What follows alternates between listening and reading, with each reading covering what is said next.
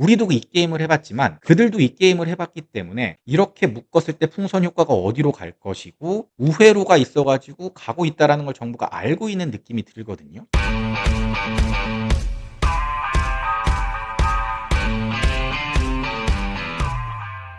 이번 6.27 대책을 계속 보다 보면 생각보다 굉장히 디테일해서 기재부와 금융위에서 고민을 많이 하고 내놨다는 생각이 드는데요. 물론 대통령실에서는 본인들의 작품이 아니라고 이야기했지만 어차피 큰 틀에서 정부 방향성 안에서 움직이는 것이기 때문에 주무부서가 어딘지는 크게 중요한 건 아닌 것 같아요. 시장이 굉장히 뜨거웠고 생각보다 부동산 정책이나 대책에 대한 언급이 없었기 때문에 대책이 굉장히 늦게 나온 것 같지만 사실은 취임 후에 정확히 23일 만에 첫 대책이 나온 겁니다. 이는 역대 정부 통틀어서도 가장 빠른 속도인 거죠. 이렇게 빠른 속도로 대책이 나왔는데 디테일이 이 정도를 갖췄다는 건 저는 굉장히 놀랍거든요. 이번 대책에서 가장 많은 사람들이 관심 있게 보는 두 가지 부분이 주택담보대출을 6억 이하로 제한한다. 그리고 두 번째는 소유권 이전 조건부의 전세자금 대출을 금지한다 이겁니다. 이 두 가지 꼭지에 대해서는 제가 블로그랑 유튜브에 아주 자세히 정리를 해놨습니다. 첫 번째 편인 갭투자 파회법 그리고 두 번째 편인 6억 이상 주담대 밟는 법 이거를 제가 올려드렸는데 물론 영상 촬영한 이후에 계속해서 정부가 추가적으로 규제책을 내놓으면서 이것도 안 돼 저것도 안 돼 그래서 우회로를 다 막는 모습이긴 한데 실제로 다 막힌 건 아닙니다. 방법이 있는데 제가 이것까지 또 막 이렇게 계속 얘기를 하면은 점점 이제 우리의 목을 조여올 것이기 때문에 그 방법을 알고 싶으신 분들은 핑크콜라님과 1대1 상담을 받아보시든지 아니면 큐레이팅 신청을 하시면 될 것 같습니다.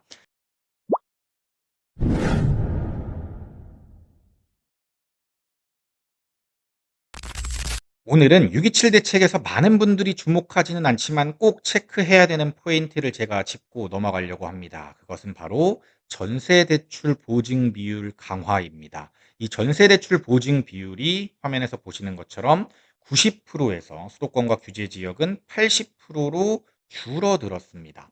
사실 많은 분들이 이 부분을 그냥 대수롭지 않게 넘기시는데 저는 이게 나중에 시장에서 굉장히 큰 태풍의 눈이 될 확률이 있다라고 보고 있습니다. 그 이유는 다음과 같습니다. 정부에서 전세 가격의 상승을 심상치 않게 보고 있고 그 해법을 전세자금 대출에서 찾았다라고 정리할 수 있을 것 같은데요.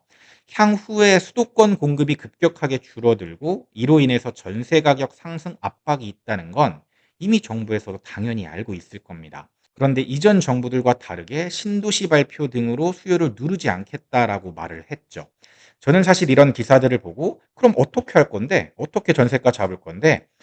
쉽지 않겠는데? 전세는 이제 지옥 되겠는데? 이런 생각을 하고 있었거든요. 그런데 정부에서 보증 비율 강화라는 아주 좋은 묘수를 내놨다라고 저는 생각을 합니다. 물론 이게 정부의 의도처럼 효과가 있을지는 향후 시장을 지켜봐야 되겠지만요. 일단 보증 비율을 10% 줄인다라는 건 그만큼 은행의 부담이 늘어나는 것을 뜻합니다. 은행에서 당연히 대출 심사를 더 꼼꼼히 할 수밖에 없다라는 거고 자연스럽게 전세자금 대출의 금리가 올라가고 전세자금 대출을 받는 사람들의 수요가 줄어든다라는 거죠. 지금은 전세자금 대출을 받지 않고 전세를 사는 경우가 굉장히 드물기 때문에 전세자금 대출의 수도꼭지를 잠가버리면 자연스럽게 수요가 줄어들면서 매매로 가거나 월세로 가면서 이 전세의 수요가 분산될 수 있습니다. 사람들이 포모를 느낀 이유 중에 하나가 향후 공급이 없다라는 걸 알고 있기 때문에 전세가는 지금보다 더 오를 것이다. 그런데 전세 살 바에는 차라리 지금이라도 내 집을 매수해야겠다. 이런 심리도 분명히 반영이 됐었거든요. 그런데 이번 이 대책으로 인해서 전세 상승세가 조금 누그러질 수도 있다라는 생각을 저는 하고 있거든요. 그렇다면 그게 매매 수요의 전환도 다소 늦출 수 있지 않을까라고 생각을 하는 겁니다. 이번 메이플자이 사태를 봐라. 메이플자이에서 만약에 전세를 내가 줘가지고 전세 세입자를 맞추면 전세 공급이 늘어나는 건데 이 사람들이 전부 내가 입주를 하게 되니까 전세 매물이 줄어들 것이고 그럼 자연스럽게 전세 가격이 더 오를 게 아니냐 이것도 저는 충분히 공감을 합니다. 장기적으로 봤을 땐 이렇게 될 확률이 높다라고 보는데 일단 지금 현 상황만 봤을 때는 지금 메이플자이 전세가 거의 2,000개 넘고 월세도 1,600개 넘고 근데 이게 전세 가격을 뭐 2억씩 3억씩 떨어뜨리고 있습니다. 물론 이게 전세 보증 비율 강화를 한 것도 있지만 소유권 이전 조건부 전세 대출 금지 걸었기 때문에 지금 소유자들이 실제 입주할 수밖에 없는 상황이 된 거죠. 그러면서 지금 이런 대단지들에서 전세 가격이 계속 하락하고 있으니까 당연히 주변 전세 가격에도 영향을 받을 수밖에 없거든요. 정부도 알아요.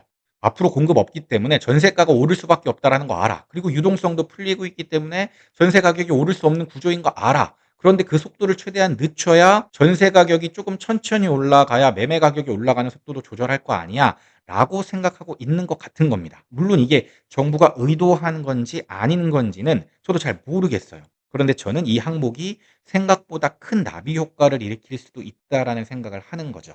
결국 정부는 제가 우려했던 것처럼 수요를 잠그는 선택지를 선택했습니다. 그리고 만약에 시장이 잡히지 않는다면 더 강력한 규제를 할 수 있다는 경고 메시지들을 보내고 있죠. 이재명 대통령이 직접 언급을 했죠. 주머니에서 꺼낼 거 많다고. 그런데 우리는 이 장면을 봤습니다. 예전에 문재인 대통령이 이렇게 했었는데 시장이 어떻게 됐는지를 봤죠.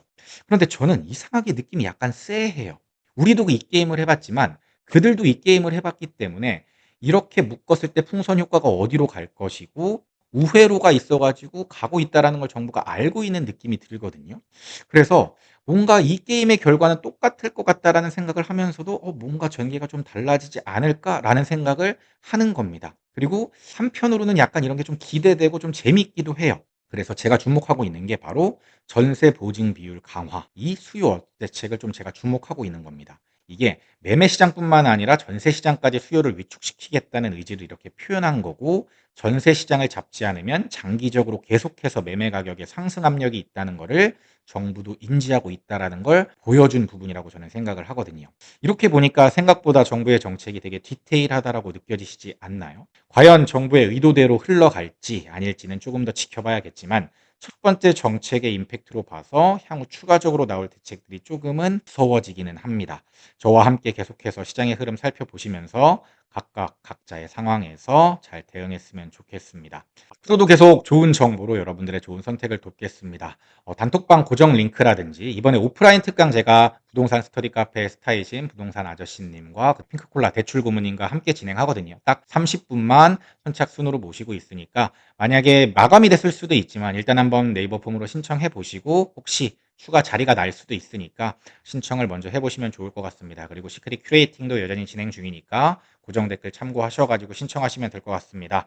오늘의 인사이트도 도움이 됐으면 좋겠네요. 오늘도 좋은 하루 보내셨으면 좋겠습니다. 지금까지 시크릿 브라더였습니다. 감사합니다. 시크릿 브라더 채널을 구독, 좋아요, 알림 설정 부탁드려요.